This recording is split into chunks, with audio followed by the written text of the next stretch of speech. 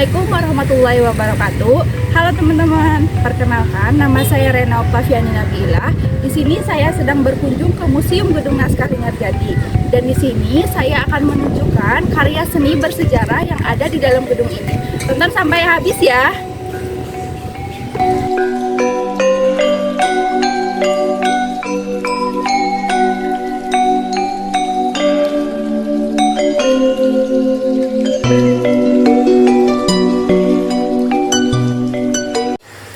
Museum Linggarjati, gedung bersejarah perjuangan diplomatik Indonesia. Sampai saat ini, masih banyak gedung atau tempat yang menjadi saksi bisu perjuangan kemerdekaan Indonesia yang dipelihara dengan baik. Salah satunya yaitu Museum Linggarjati atau Museum Gedung Perundingan Linggarjati yang sekarang dibuka sebagai tempat wisata untuk publik. Sejarah Museum Linggarjati dimulai dari sebuah gubuk yang dibangun pada tahun 1918 di desa kecil di bawah kaki Gunung Ciremai. Gubuk tersebut dibangun oleh seorang ibu yang bernama Jasitem yang kemudian digunakan sebagai tempat tinggalnya. Berdasarkan sejarah, bangunan tersebut sempat mengalami pergantian fungsi selama masa kolonial, di mana pada tahun 1921, tempat tinggal yang semula hanya berupa gubuk diubah menjadi bangunan semi permanen oleh seorang bangsa Belanda bernama Tersana, dan pada tahun 1930 bangunan kembali dirombak menjadi permanen. Saat itu keluarga Van Os menjadikannya sebagai rumah tinggal. Gedung tertua bergaya kolonial Belanda ini selanjutnya terus mengalami perubahan fungsi berkali-kali, seperti dijadikan sebagai markas tentara, kemudian menjadi sekolah dasar, bahkan sampai dijadikan hotel. Pada saat Jepang masuk ke Indonesia pada tahun 1942, hotel tersebut diberi nama Hokkai Ryokan. Dan setelah proklamasi kemerdekaan, Hotel Hokkai Ryokan diubah namanya menjadi Hotel Merdeka pasca kemerdekaan Republik Indonesia. Bangunan Hotel Merdeka yang berada di Desa Linggarjati tersebut dimanfaatkan sebagai tempat melakukan perundingan.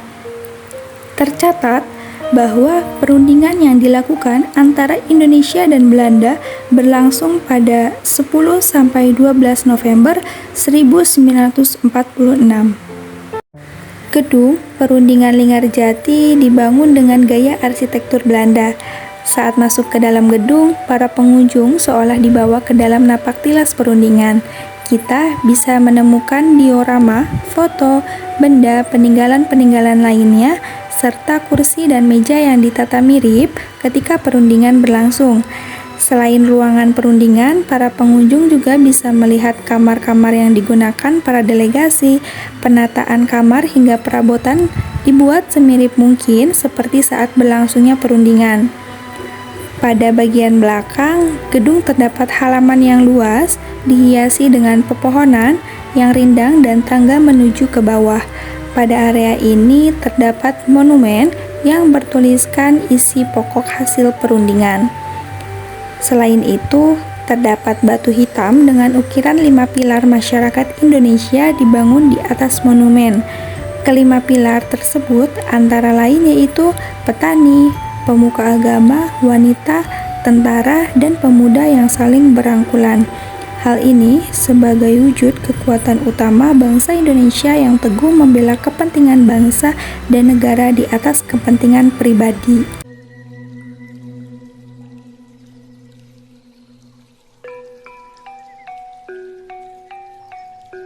Gedung naskah ini sudah terkenal sejak lama, jadi kita bisa lebih tahu mengenai peristiwa yang pernah terjadi di gedung ini.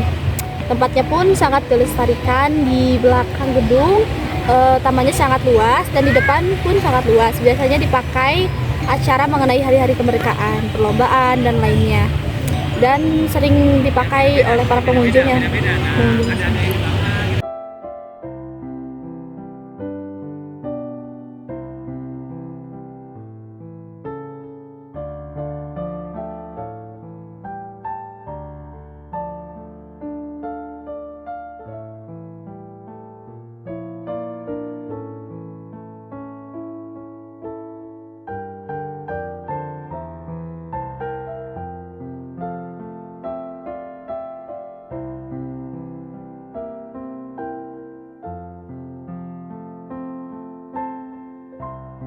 Bye.